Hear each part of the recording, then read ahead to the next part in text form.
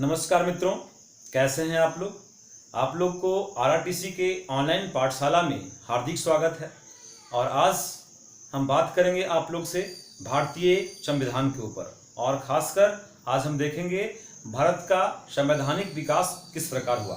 तो आज देखते हैं भारत का संवैधानिक विकास।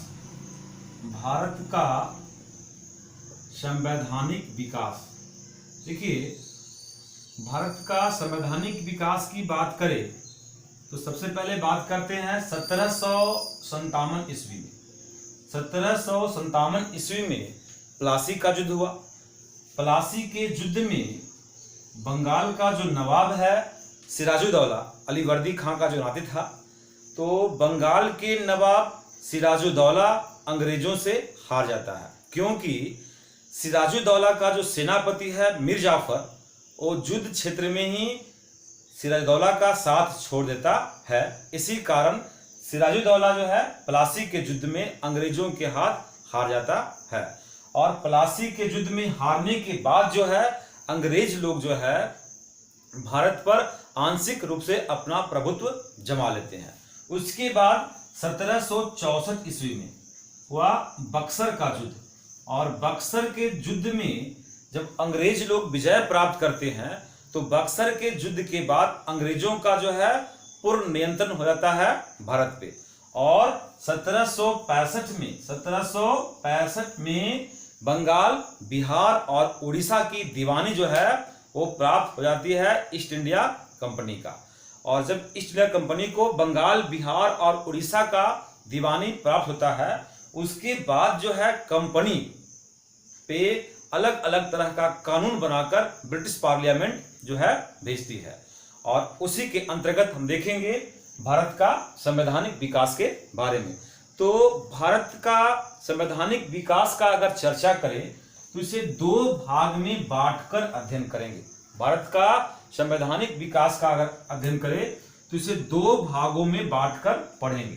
पहला भाग अगर बात करें तो है ईस्ट इंडिया कंपनी के अंतर्गत। ईस्ट इंडिया कंपनी के अंतर्गत, ईस्ट इंडिया कंपनी के अंतर्गत। और अगर दूसरे भाग की बात करें तो है ब्रिटिश क्राउन के अंतर्गत। भारत का संवैधानिक विकास में दूसरा पार्ट जो है वो है ब्रिटिश क्राउन के अंतर्गत। ब्रिटिश क्राउन के अंतर्गत। देखिए ईस्ट इंडिया कंपनी जो है एक कंपनी 1600 ईस्वी में महारानी एलिजाबेथ प्रथम से आज्ञा पत्र लेकर ये भारत में व्यापार करने के लिए आया था। और ईस्ट इंडिया कंपनी का व्यापार जब भारत में डेवलप किया, फल फूल रहा था, तो उस पर नियंत्रण करने के लिए ब्रिटिश पार्लियामेंट जो है अलग अलग तरह के कानून बनाकर भेजता है। तो ईस्ट इंडिया कंपनी के अंतर्गत अगर कानूनों की बात करें तो सबसे पहला जो कानून है वो है 1773 का रेगुलेटिंग एक्ट। 1773 का रेगुलेटिंग एक्ट। 73 का रेगुलेटिंग एक्ट। उसके बाद 2 नंबर पे एक्ट की बात करें तो है 1781 का एक्ट ऑफ सेटलमेंट। 1781 का एक्ट ऑफ सेटलमेंट। उसके बाद तीसरा है 1784 का पिट्स इंडिया एक्ट। 3 नंबर पे है 1784 का पिट्स इंडिया एक्ट।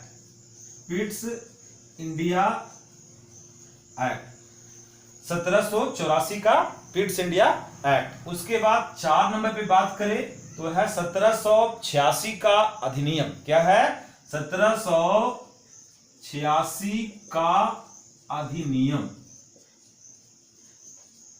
अधिनियम। उसके बाद 5वां है 1793 का चार्टर एक्ट। और 5वां से चार्टर एक्ट का सीरीज चालू होता है। 4 चार्टर एक्ट का सीरीज जो 1793 में आता है, उसके बाद 1813 में आता है, 1833 में आता है और फिर 1853 में आता है। तो आप देखिएगा 5, 6, 7 और 8 ये जो है ये चार्टर एक्ट का सीरीज है। तो यहां पर देखेंगे 1793 का चार्टर एक्ट, 1793 का चार्टर एक्ट। उसके बाद बात करें तो 1813 का चार्टर एक्ट, उसके बाद 1833 का चार्टर एक्ट और फिर 1853 का चार्टर एक्ट। ये चार्टर एक्ट का 4 सीरीज जो है वो कंपनी की तरफ से, सॉरी ब्रिटिश पार्लियामेंट की तरफ से कंपनी को आया। तो कंपनी के अंतर्गत अगर बात करें, ईस्ट इंडिया कंपनी के अंतर्गत अगर बात करें तो ये 8 एक्ट है, जिसमें 73 का रेगुलेटिंग एक्ट, 81 का एक्ट ऑफ सेटलमेंट, 84 का पिट्स इंडिया एक्ट, 86 का अधिनियम और 93, 1813, 33 और 53 का चार्टर एक्ट है।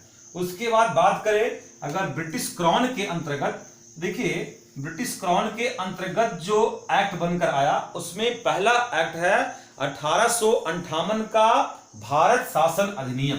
पहला क्या है? 1858 का भारत शासन अधिनियम, 1858 का भारत शासन अधिनियम। उसके बाद दूसरा एक्ट जो आया वो है 1861 का भारत परिषद अधिनियम, भारत परिषद अधिनियम। उसके बाद तीसरा है 1892 का भारत परिषद अधिनियम। उसके बाद 1909, चौथा है 1909 का भारत परिषद अधिनियम। पांचवा एक्ट की बात करें तो 1919 का भारत शासन अधिनियम।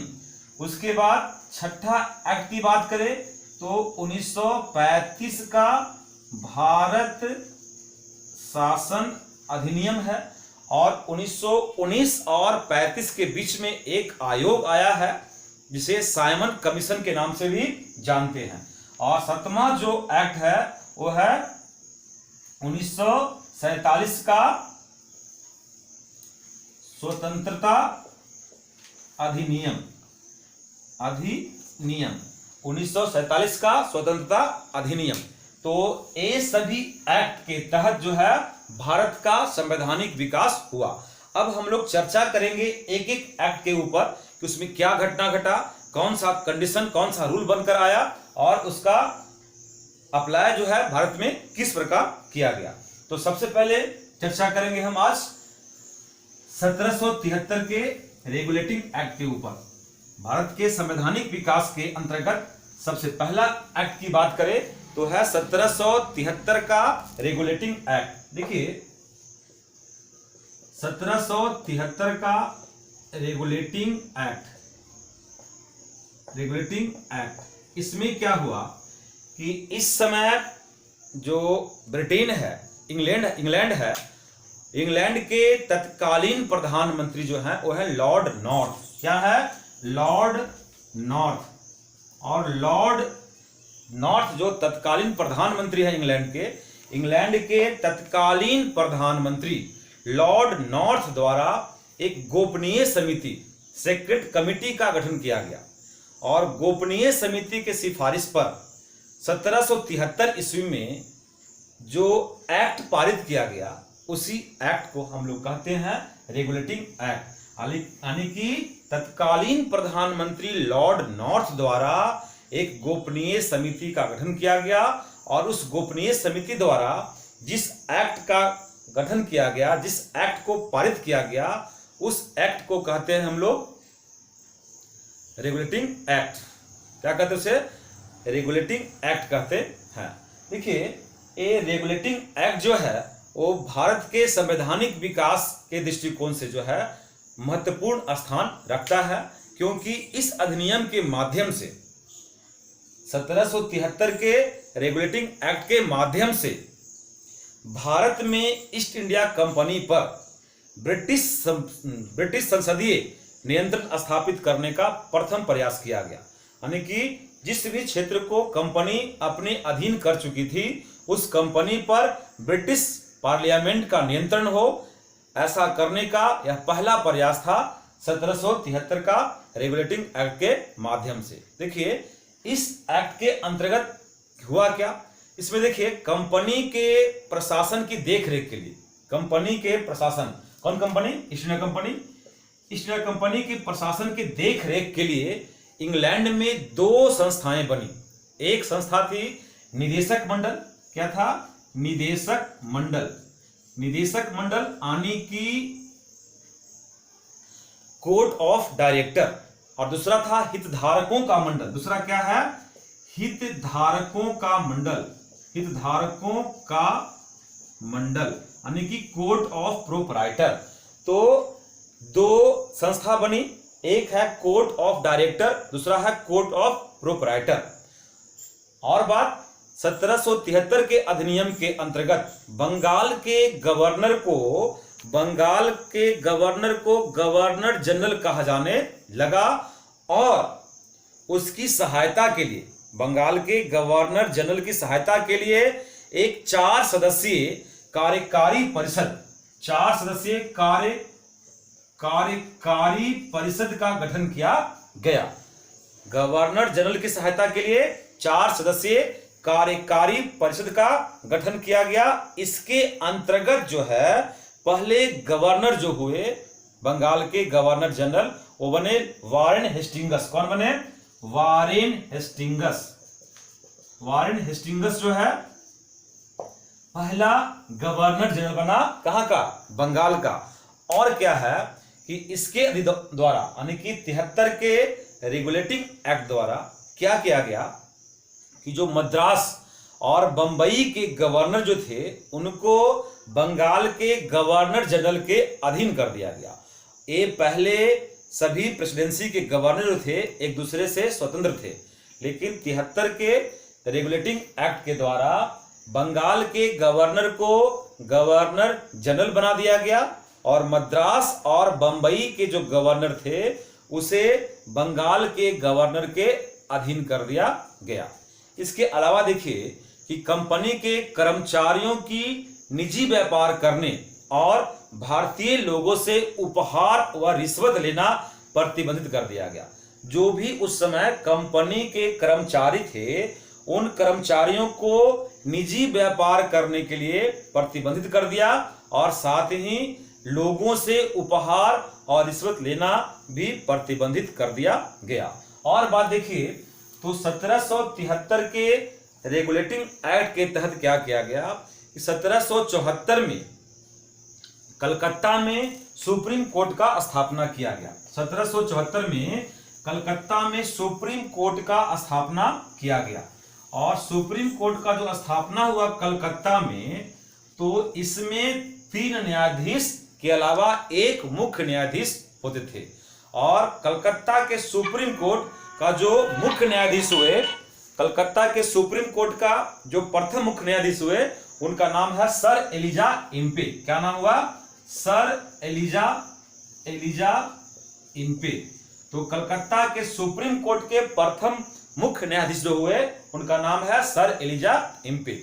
एक घटना जो घटा आपको 1773 के रेगुलेटिंग एक्ट के तहत ही घटा। और देखिए कि इस अधिनियम के तहत अगर और बात करें 1773 के रेगुलेटिंग एक्ट के तहत, तो ब्रिटिश सरकार का कोर्ट ऑफ डायरेक्टर के माध्यम से कंपनी पर नियंत्रण जो है और मजबूत हो गया। उसके बाद अगर दूसरा एक्ट की बात करें तो है 1781 का एक्ट ऑफ सेटलमेंट। क्या है? 1781 का एक्ट ऑफ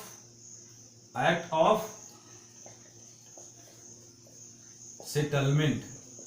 1781 का एक्ट ऑफ सेटलमेंट। देखिए क्या है कि 1773 के रेगुलेटिंग एक्ट में जो कमियां रह गई थी उन कमियों को दूर करने के लिए ब्रिटिश पार्लियामेंट द्वारा एक संशोधित एक्ट का जो है एक्ट पारित किया गया। उस संशोधित एक्ट को ही हम लोग कहते हैं एक्ट ऑफ सेटलमेंट। उस संशोधित एक्ट को ही हम कहते हैं एक्ट ऑफ सेटलमेंट कहते हैं। देखिए, ये एक्ट ऑफ सेटलमेंट में दो बातें की गई। एक्ट ऑफ सेटलमेंट में दो बातें की गई। पहला बात कि कलकत्ता के सरकार को यह अधिकार दिया गया कि वो बंगाल, उड़ीसा और बिहार के लिए भी कानून बनाए। कलकत्ता के सरकार को यह पावर दिया गया कि वह बंगाल, बिहार और उड़ीसा के लिए भी कानून बनाए। और दूसरा क्या है कि सुप्रीम कोर्ट की जो शक्ति था, तो सुप्रीम कोर्ट की शक्ति को सीमित करते हुए उसकी राजस्व अधिकार को समाप्त कर लिया गया, यानी कि राजस्व अधिकार को छीन लिया गया। ये दो काम किया गया एक्ट ऑफ सेटलमेंट के अंतर्गत। उसके बाद तीसरा एक्ट जो आया वो है 1784 का पिट्स इंडिया एक्ट। देखिए, 1784 का Pitt's India act, Pitt's India act, 84 का पिट्स इंडिया एक्ट। देखिए, 1784 का जो पिट्स इंडिया एक्ट है, इसके द्वारा क्या किया गया कि इस अधिनियम के द्वारा भारत द्वारा अधिग्रहित भारतीय राज्यों पर जो राज्य कंपनी अधिग्रहित कर चुकी थी, उन राज्यों पर ब्रिटिश ताज यानी कि ब्रिटिश क्राउन का स्वामित्व हो, इस दावे का पहला वैधानिक दस्तावेज था पिट्स इंडिया एक्ट। यह एक प्रकार का वैधानिक दस्तावेज था जो दावा कर रहा था कि जो क्षेत्र ईस्ट इंडिया कंपनी अपने कब्जे में की है, उस पर उसका स्वामी जो होगा, उस पर स्वामित्व जो होगा वो होगा ब्रिटिश क्राउन का। तो ब्रिटिश क्राउन के दावे का वैधानिक दस्तावेज माना गया है 1784 के पिट्स इंडिया एक्ट को। और देखिएगा कि इस एक्ट को ब्रिटिश संसद में तत्कालीन प्रधानमंत्री विलियम पिट द्वारा प्रस्तुत किया गया था। तत्कालीन प्रधानमंत्री विलियम पिट द्वारा प्रस्तुत किया गया था, इसी कारण इसे पिट्स इंडिया एक्ट भी कहते हैं। और इसके द्वारा क्या किया गया, जो 73 में रेगुलेटिंग एक्ट के तहत गवर्नर जनरल की परिषद जो बनाया गया था, कार्यकारी परिषद, उसमें 4 सदस्यों में से 1 सदस्य को घटा दिया गया और सदस्यों की संख्या 3 कर दी गई। तो 84 के एक्ट के द्वारा ही, पिट्स इंडिया एक्ट के द्वारा ही जो है 73 वाला जो बना था गवर्नर जनरल की कार्यकारी परिषद, उसमें से 4 सदस्यों के स्थान पर से अब 3 सदस्य रह गए। और देखिए, 84 के पिट्स इंडिया एक्ट के अंतर्गत और क्या किया गया कि इस एक्ट के माध्यम से कंपनी के व्यापारिक एवं प्रशासनिक शक्तियों को एक दूसरे से अलग कर दिया गया। व्यापारिक कार्य अलग और प्रशासनिक कार्य जो है अलग कर दिया गया 1784 के पिट्स इंडिया एक्ट के अंतर्गत। अब देखिए, चौथा एक्ट जो है वो है 1786 का अधिवेशन। चौथा क्या है? 1786 का अधिवेशन, 86 का अधिवेशन। 1786 का जो अधिवेशन आया, इसके द्वारा क्या किया गया कि गवर्नर जनरल को यह पावर दिया गया कि विशेष परिस्थिति में अपने परिषद के निर्णय को निरस्त करके अपने निर्णय को लागू करने का अधिकार प्रदान किया गया। जो गवर्नर जनरल के सहायता करने के लिए जो कार्यकारी परिषद बना था, उस परिषद के निर्णय को निरस्त कर गवर्नर जनरल अपने निर्णय को लागू करे, ऐसा अधिकार जो है 1786 के अधिनियम के अंतर्गत दिया गया। और साथ ही गवर्नर जनरल को प्रधान सेनापति की शक्ति भी प्रदान किया गया, प्रधान सेनापति की शक्ति भी प्रदान किया गया। और ये 2 प्रकार की जो अधिकार प्राप्त हुआ, वो सर्वप्रथम लॉर्ड कर्नवालिस को प्राप्त हुआ, लॉर्ड कर्नवालिस को प्राप्त हुआ। ये दोनों प्रकार का अधिकार 1786 के अधिवेशन के तहत पहली बार किसको प्राप्त हुआ? लॉर्ड कर्नवालिस को प्राप्त हुआ। उसके बाद देखिए, 4 एक्ट के बाद ब्रिटिश जो ईस्ट इंडिया कंपनी के अंतर्गत जो भारत का संवैधानिक विकास की बात कर रहे हैं, उसमें ये 4 एक्ट के बाद लगातार जो है चार्टर एक्ट का सीरीज शुरू हुआ है। वो चार्टर एक्ट का सीरीज जो पहला है, यानी कि 5वां बात करें तो है 1793 का चार्टर एक्ट। 1793 का चार्टर एक्ट। देखिए क्या किया गया, 1793 के चार्टर एक्ट द्वारा, यानी कि इस अधिनियम द्वारा क्या किया गया कि इस अधिनियम के माध्यम से कंपनी के व्यापारिक अधिकारों को 20 वर्षों के लिए और बढ़ा दिया गया। कंपनी के व्यापारिक अधिकारों को 20 वर्षों के लिए और बढ़ा दिया गया तथा नियंत्रक मंडल के सदस्यों का जो वेतन था वो अब भारतीय राजस्व से देने की व्यवस्था कर दी गई। पहले इंग्लैंड से उसका वेतन मिलता था, परंतु अब भारतीय राजस्व से उसका वेतन देने की व्यवस्था की गई इस अधिनियम के माध्यम से।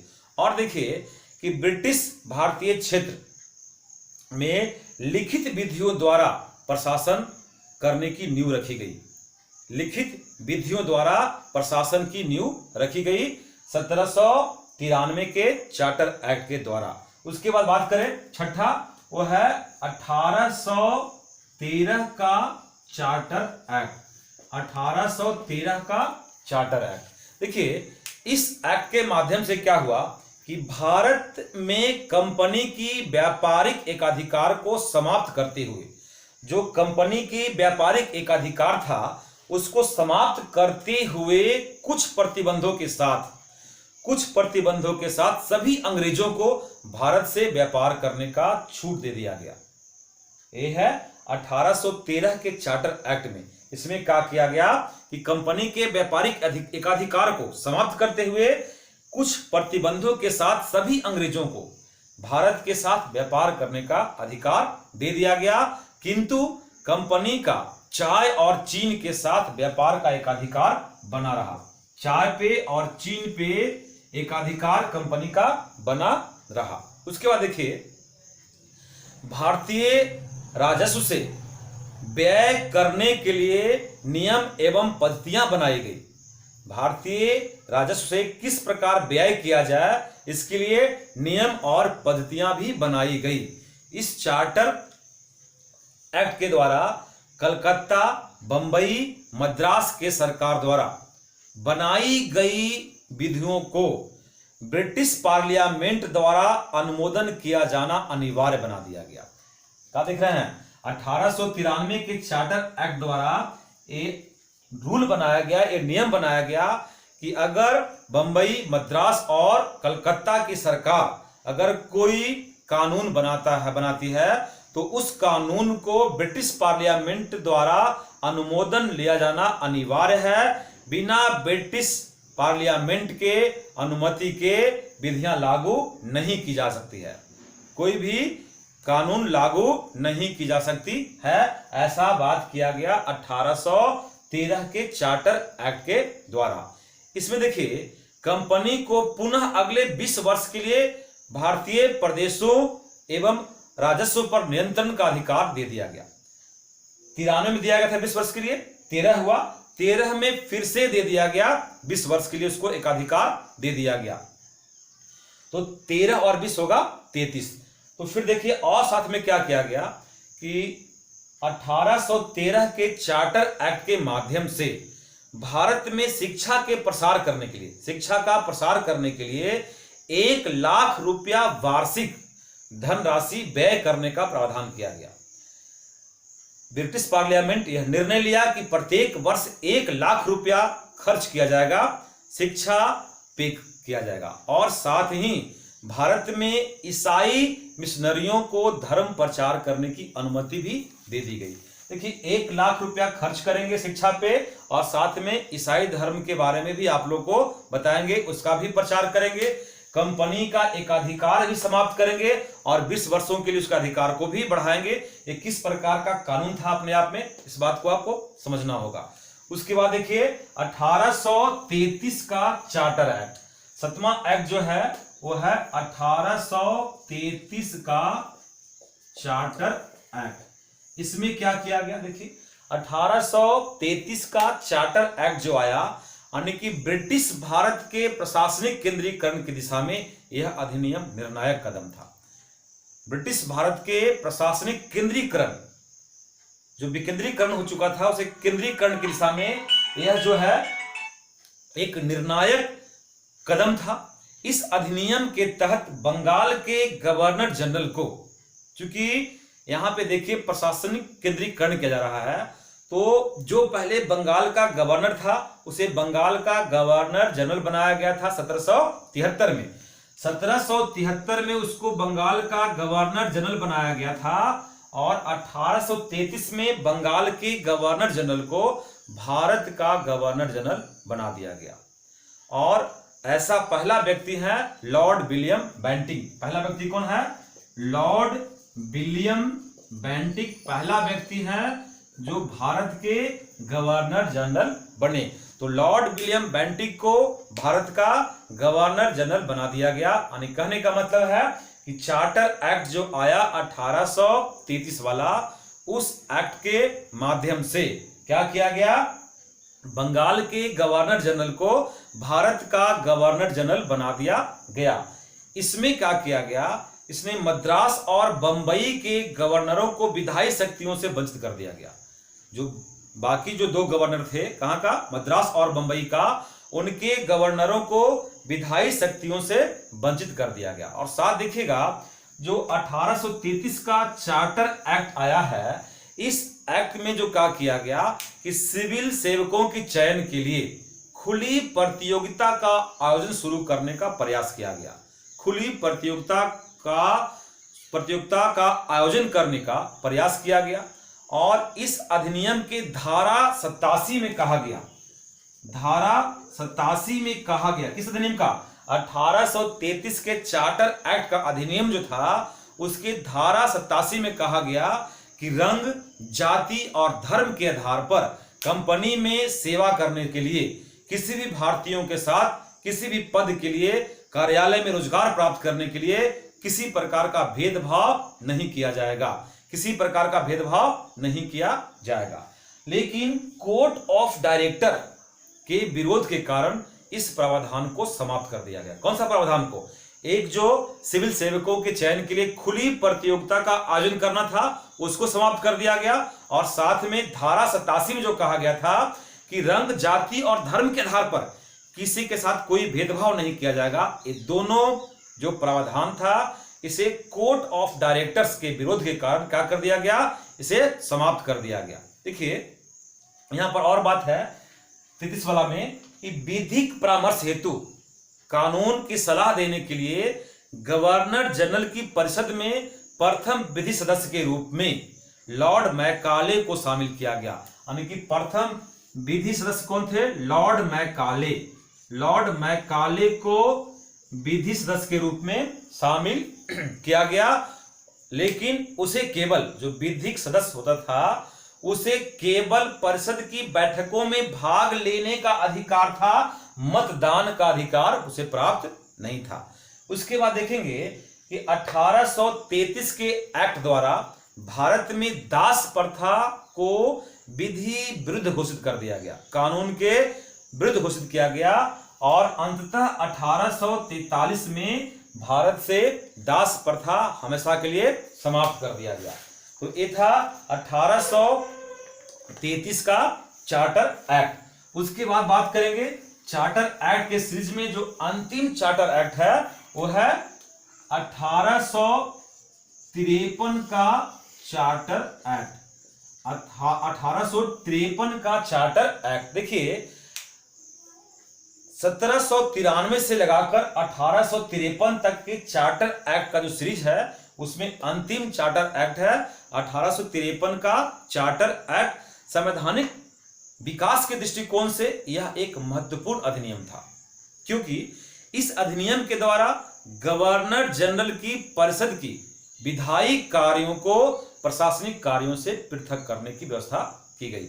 विधायी कार्यों को प्रशासनिक कार्यों से पृथक करने की व्यवस्था की गई। और साथ ही कंपनी के महत्वपूर्ण पदों पर नियुक्ति के लिए सीधी भर्ती के स्थान पर प्रतियोगिता परीक्षाओं का आधार बनाया गया। जो बात 33 में नहीं हो पाया, लेकिन यहां पर क्या किया गया कि कंपनी के महत्वपूर्ण पदों पर नियुक्ति के लिए जो सीधी भर्ती हो रही थी पहले, उसके लिए अब प्रतियोगी परीक्षाओं का आधार बनाया गया। तो ये 8 एक्ट जो देखे हम लोग, वो देखे ईस्ट इंडिया कंपनी के अंतर्गत।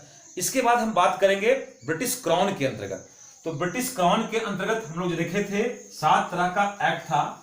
उसमें पहला एक्ट जो है, क्या पढ़ेंगे आप लोग, ब्रिटिश क्राउन के अंतर्गत। ब्रिटिश क्राउन के अंतर्गत, ब्रिटिश क्राउन के अंतर्गत पहला जो कानून था वो था 1858 का भारत शासन अधिनियम। तो पढ़ेंगे 1858 का भारत शासन अधिनियम। 1858 का भारत शासन अधिनियम। देखिए 1858 के पश्चात ब्रिटिश शासन के अंतर्गत भारत में किए गए सुधारों का मुख्य उद्देश्य क्या था। ये 1858 में जो भारत शासन अधिनियम आया, इसके बाद जो है भारत में जो सुधार किया गया, उसका मुख्य उद्देश्य था 1857 जैसे किसी भी क्रांति की, किसी भी घटना की पुनरावृत्ति न हो। क्योंकि आपको मालूम होना चाहिए 1857 में एक क्रांति हुआ था, एक विप्लव हुआ था, जिसका नाम है सिपाही विद्रोह। तो सिपाही विद्रोह जैसी घटना की पुनरावृत्ति न हो, उस घटना की पुनरावृत्ति को रोकने के लिए और साथ ही एक प्रशासनिक व्यवस्था को स्थापित करने के लिए भारत का उपयोग ब्रिटिश औपनिवेश के रूप में करने के लिए जो है 1858 का भारत शासन अधिनियम लाया गया था। देखिए ये भारत शासन अधिनियम 1858 जो है, इसके तहत भारत का शासन सीधे महारानी विक्टोरिया के अधीन चला गया। और अब क्या है, जो पहले यहां गवर्नर जनरल हुआ करते थे, उन्हें अब वायसराय बना दिया गया। क्लियर है बात। 1858 के भारत शासन अधिनियम के अंतर्गत क्या किया गया कि अब जो है भारत का शासन सीधे महारानी विक्टोरिया के हाथ चला गया और भारत में जो पहले गवर्नर जनरल हुआ करते थे, अब वे वायसराय बन गए। क्या बन गए? वायसराय। और ऐसा पहला व्यक्ति है वो है लॉर्ड कैनिंग। कौन है? Lord Canning. पहला व्यक्ति है लॉर्ड कैनिंग। यानी कि अगर बात करें कि भारत के प्रथम वायसराय लॉर्ड कैनिंग, और अगर बात करें कि भारत के अंतिम गवर्नर जनरल, वो कौन होंगे? Lord Canning. एक घटना था 1857 का जो विप्लव हुआ सिपाही विद्रोह, उसके बाद जो अधिनियम आया 1858 का भारत शासन अधिनियम, उसके अंतर्गत ऐसा किया गया। और देखिए 1858 के जो भारत शासन अधिनियम था, उस अधिनियम के तहत क्या किया गया कि बोर्ड ऑफ कंट्रोल और कोर्ट ऑफ डायरेक्टर को समाप्त कर दिया गया और भारत में द्वैध शासन प्रणाली का खात्मा कर दिया गया। जो द्वैध शासन प्रणाली था उसका अंत कर दिया गया और एक नए पद का भारत के राज सचिव, यानी कि secretary of state of India, Bharat के राज सचिव एक नए पद का सृजन किया गया। अंत किसका किया गया? बोर्ड ऑफ कंट्रोल और कोर्ट ऑफ डायरेक्टर को अंत करके द्वैध शासन प्रणाली को का अंत कर दिया गया और साथ ही एक नए पद का सृजन किया गया, जिसका नाम है भारत का राज सचिव, यानी कि secretary of state of India का सृजन किया गया, जिसे भारतीय प्रशासन का संपूर्ण नियंत्रण की शक्ति निहित थी। भारतीय प्रशासन की संपूर्ण नियंत्रण की शक्ति जो है वो भारत के राज सचिव में ही निहित थी।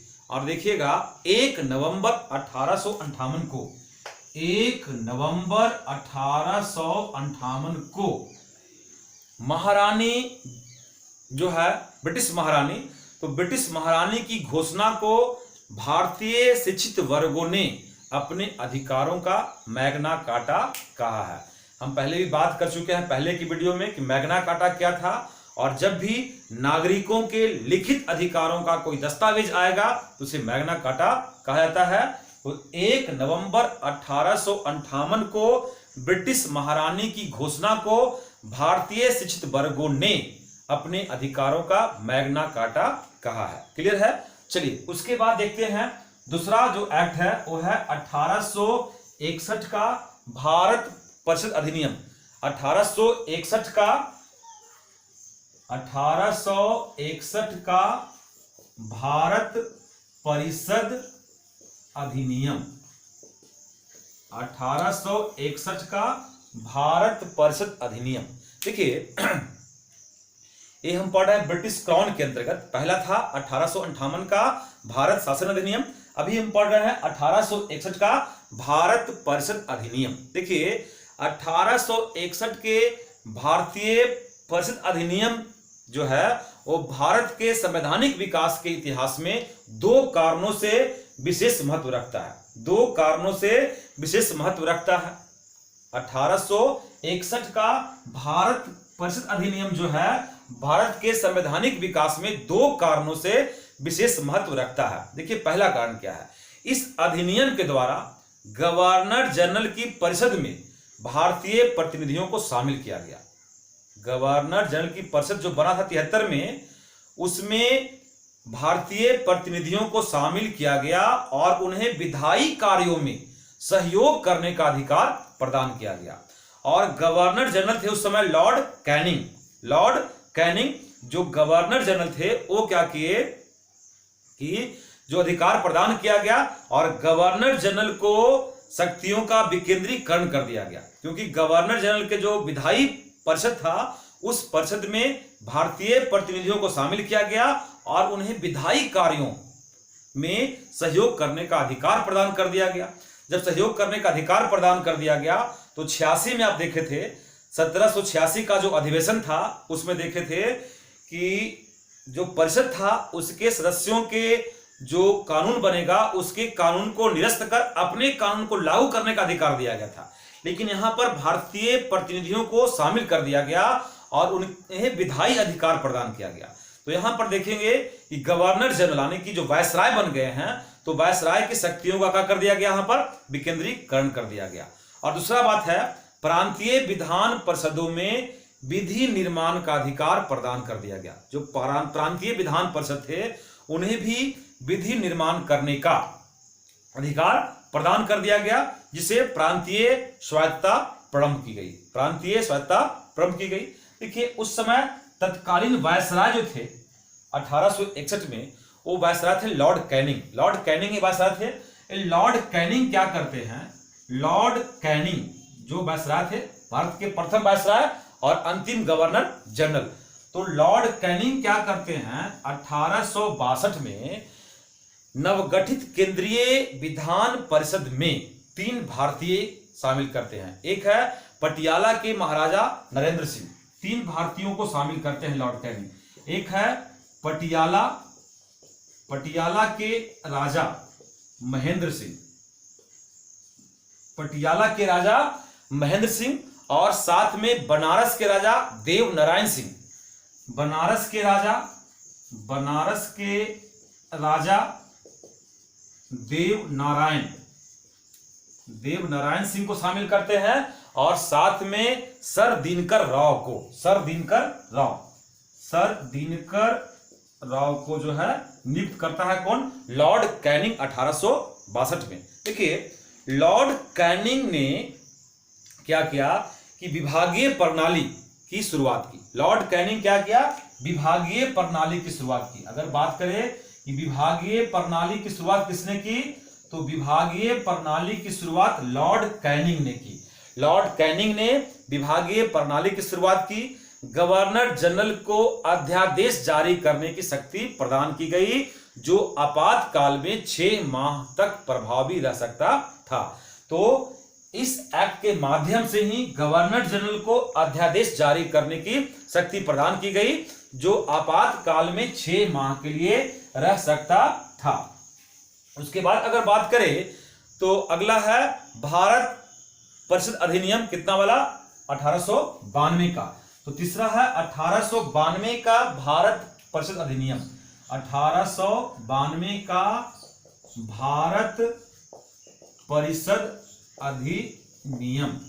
1892 का भारत परिषद अधिनियम। देखिए, इसके माध्यम से केंद्रीय और प्रांतीय विधान परिषदों के अतिरिक्त सदस्यों की संख्या बढ़ाई गई। केंद्रीय और प्रांतीय विधान परिषदों में अतिरिक्त सदस्यों की संख्या बढ़ाई गई। केंद्रीय विधानसभा में अतिरिक्त मनोनीत सदस्यों की संख्या कम से कम 10 और अधिक से अधिक 16 निश्चित कर दी गई। उसके बाद निर्वाचन पद्धति का आरंभ किया जाना इस अधिनियम का एक प्रमुख विशेषता है। यानी कि 1892 का भारत परिषद अधिनियम के द्वारा ही निर्वाचन पद्धति का शुरुआत हुआ। निर्वाचन पद्धति का शुरुआत होना इस अधिनियम का सबसे प्रमुख विशेषता है। 1892 के भारत परिषद अधिनियम का सबसे प्रमुख विशेषता की अगर बात करें तो है निर्वाचन पद्धति का आरंभ किया जाना। उसके बाद हम देखेंगे चौथा कानून जो आया वो है 1909 का भारत परिषद अधिनियम। क्या है चौथा? 1909 का भारत परिषद अधिनियम। 1909 का भारत परिषद अधिनियम। 1909 का जो भारत परिषद अधिनियम आया तो इस अधिनियम को हम लोग मार्ले मिंटो सुधार भी कहते हैं। 1909 का भारत परिषद अधिनियम को मार्ले मिंटो सुधार भी कहते हैं। क्या कहते हैं? मार्ले मिंटो सुधार। मार्ले मिंटो सुधार कहते हैं। क्यों कहते हैं मार्ले मिंटो सुधार? यहां पर देखिए, मार्ले मिंटो सुधार क्यों कहा गया? क्योंकि इस समय लॉर्ड मार्ले, कौन है? लॉर्ड मार्ले ये इंग्लैंड में भारत के राज सचिव थे तथा लॉर्ड मिंटो भारत के वायसराय थे। इसी कारण इन दोनों के नामों पर इसे मार्ले मिंटो सुधार भी कहा जाता है। लॉर्ड मिंटो ने इस दिन को भारतीय इतिहास का युगांतर घटना कहा है। युगों को बदलने वाला घटना कहा है। कौन? लॉर्ड मिंटो ने। लॉर्ड मिंटो बोला है कि इस दिन को, जो भारत परिषद अधिनियम जो है 1909, उसे युगांतर घटना बतलाते हैं लॉर्ड मिंटो, जो कि भारत के राज सचिव हैं इंग्लैंड में। मार्ले मिंटो सुधार का लक्ष्य है भारत परिषद अधिनियम 1892। भारत परिषद अधिनियम 1892 में जो दोष रह गया है उन दोषों को दूर करने का लक्ष्य रखा है 1909 का मार्ले मिंटो सुधार, और मुस्लिम अल्पसंख्यकों को खुश करना तथा भारत में बढ़ते हुए उग्रवाद को और क्रांतिकारी राष्ट्रवाद का सामना करना उसका मुख्य लक्ष्य था। किसका? मार्ले मिंटो सुधार का। देखिए, इस अधिनियम के अंतर्गत क्या हुआ? इस अधिनियम के अंतर्गत पहली बार भारतीय वायसराय और गवर्नर की कार्यपालिका परिषद के साथ एसोसिएशन बनाने का प्रावधान किया गया। जो गवर्नर का जो कार्यकारी परिषद था और वायसराय, इनको मिलाकर एक एसोसिएशन बनाने का निर्णय लिया गया। और साथ में देखिएगा, सत्येंद्र प्रसाद सिन्हा वायसराय की कार्यपालिका परिषद के प्रथम भारतीय सदस्य बने। सत्येंद्र प्रसाद सिन्हा वायसराय की कार्यपालिका परिषद के प्रथम भारतीय सदस्य बने। उन्हें विधि सदस्य के रूप में अपनाया गया था, यानी कि उन्हें विधि सदस्य बनाया गया था 1909 के भारत परिषद अधिनियम के तहत। और देखिए, 1909 का जो मार्ले मिंटो सुधार था, तो इस अधिनियम में क्या किया कि पृथक निर्वाचन के आधार पर क्या किया कि मुस्लिमों के लिए सांप्रदायिक प्रतिनिधित्व का प्रावधान किया। इसके अंतर्गत मुस्लिम सदस्यों का चुनाव मुस्लिम मतदाता ही कर सकते थे। अगर मान लिया जाए कि किसी क्षेत्र को मुस्लिम बहुल माना गया और वहां के उम्मीदवार मुस्लिम हैं, तो उस उम्मीदवार को वोट देने का अधिकार जो है वो सिर्फ मुस्लिम मतदाता को ही था, यानी कि वहां के हिंदू मतदाता अब वोट नहीं डालेंगे। ऐसा व्यवस्था जो है किया गया। इस प्रकार अगर बात करें तो इस अधिनियम ने सांप्रदायिकता को वैधानिकता प्रदान की। क्या ध्यान दीजिएगा, सांप्रदायिकता को वैधानिकता प्रदान की। किसने? 1909 का मार्ले मिंटो सुधार ने। क्योंकि सांप्रदायिकता को वैधानिकता कहने का मतलब हुआ वैधानिकता, सांप्रदायिकता को वैधानिकता प्रदान की, यानी कि सांप्रदायिकता जो चुनाव था संप्रदाय विशेष के लिए, उसे कानून के रूप में अपना लिया गया। इस अधिनियम ने presidency, corporation, chambers of commerce, विश्वविद्यालयों और जमींदारों के लिए भी अलग अलग प्रतिनिधित्व का भी प्रावधान कर दिया। कौन? 1909 का मार्ले मिंटो सुधार। चलिए उसके बाद पढ़ते हैं 1919 का भारत शासन अधिनियम। 1919 का भारत शासन अधिनियम। देखिए 1919 का भारत शासन अधिनियम जो है उसे हम लोग मॉन्टेग्यू चेम्सफोर्ड सुधार भी कहते हैं। क्या कहते से? मॉन्टेग्यू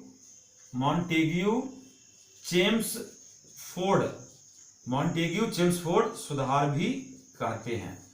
भारत शासन अधिनियम 1919 को मॉन्टेग्यू चेम्सफोर्ड सुधार भी कहते हैं, क्योंकि इस अधिनियम के जन्मदाता जो थे वो भारत के राज सचिव मॉन्टेग्यू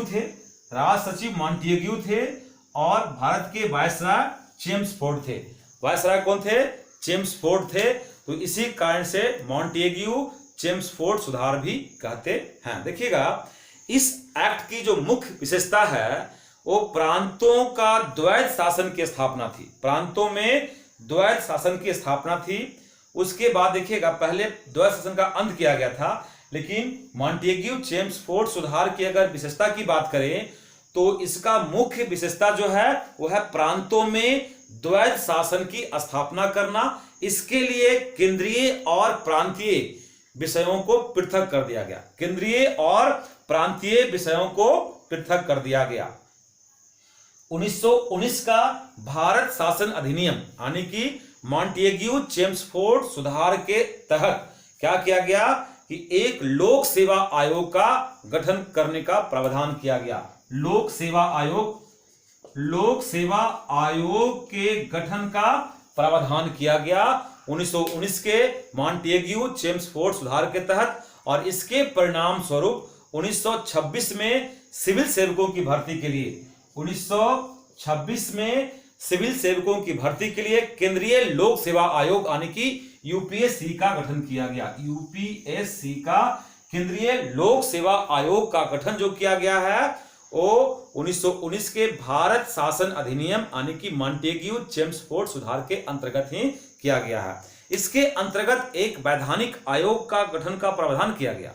कहा गया कि एक वैधानिक आयोग का गठन किया जाएगा जिसका कार्य होगा कि इस अधिनियम के लागू होने के 10 वर्षों के बाद यानी कि 19 के 10 वर्ष बाद क्या होगा 29 बाद जांच करने के लिए अपनी रिपोर्ट प्रस्तुत करेगा। एक आयोग का गठन किया जाए जो 10 वर्ष के बाद अपना रिपोर्ट प्रस्तुत करेगा। इस अधिनियम द्वारा पहली बार भारत में महिलाओं को मत देने का अधिकार प्रदान किया गया।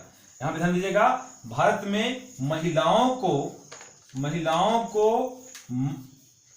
को मत देने का अधिकार जो प्रदान किया गया वो 1919 के भारत शासन अधिनियम द्वारा ही प्रदान किया गया। और साथ में 1926 में यूपीएससी का जो गठन किया गया है वो भी मॉन्टेग्यू चेम्सफोर्ड सुधार के तहत ही किया गया है।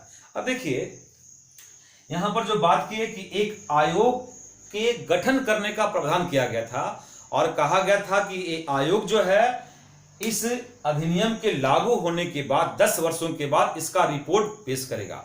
लेकिन देखिए क्या हुआ कि 10 वर्ष बाद न आकर यह आयोग जो है 2 वर्ष पहले ही आ गया और नवंबर 1927 में क्या हुआ कि ब्रिटिश सरकार द्वारा सर जॉन साइमन के नेतृत्व में साइमन के नेतृत्व में एक आयोग जो है 7 सदस्यीय आयोग जो है गठन किया गया और उसे भारत भेज दिया गया। इसमें एक भी भारतीय नहीं थे, यानी कहे तो भारत शासन अधिनियम 1919 का क्रियान्वयन की जांच करने के लिए जो साइमन कमीशन बना, यानी कि साइमन आयोग बना, साइमन कमीशन जो बना, साइमन आयोग, वो भारत कब आया? नवंबर 1927 में आया, 2 साल पहले आ गया। साथ में सर जॉन साइमन की अध्यक्षता में 7 सदस्यीय आयोग था और ये आयोग जो आया वो 1919 के कार्य का, यानी कि भारत शासन अधिनियम 1919 के क्रियान्वयन की जांच करने के लिए आया था। कौन कौन सा काम किया, कौन कौन सा काम बाकी रह गया, उसकी जांच करने के लिए यह आयोग जो आया। इस आयोग में देखिए कि सभी सदस्य अंग्रेज थे। साइमन कमीशन में सातों के सातों सदस्य अंग्रेज थे, अतः अधिकांश भारतीयों ने इसका विरोध किया।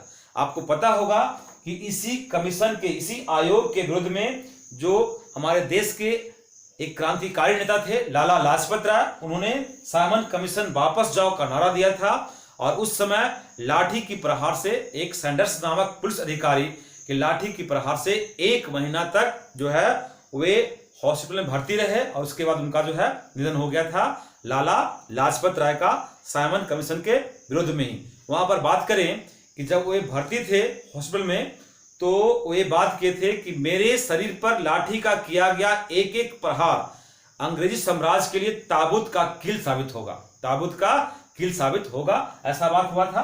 चलिए उस बात को छोड़ते हैं, आगे बढ़ते हैं। इस साइमन कमीशन जो आया इसका विरोध किया गया, अधिकांश भारतीयों द्वारा विरोध किया गया। आयोग जो है वो अपना रिपोर्ट पेश किया 1930 में। आयोग आया 27 में, अपना रिपोर्ट पेश कर रहा है 1930 में, और 1930 में जो रिपोर्ट दिया वो सरकार को जो रिपोर्ट सौंपा उसमें मुख्य सिफारिशें जो की वो निम्नलिखित है। क्या क्या सिफारिशें कर रही है साइमन आयोग? देखिएगा 1930 में साइमन आयोग अपना रिपोर्ट सरकार को सौंप रही है और निम्नलिखित सिफारिशें करती है।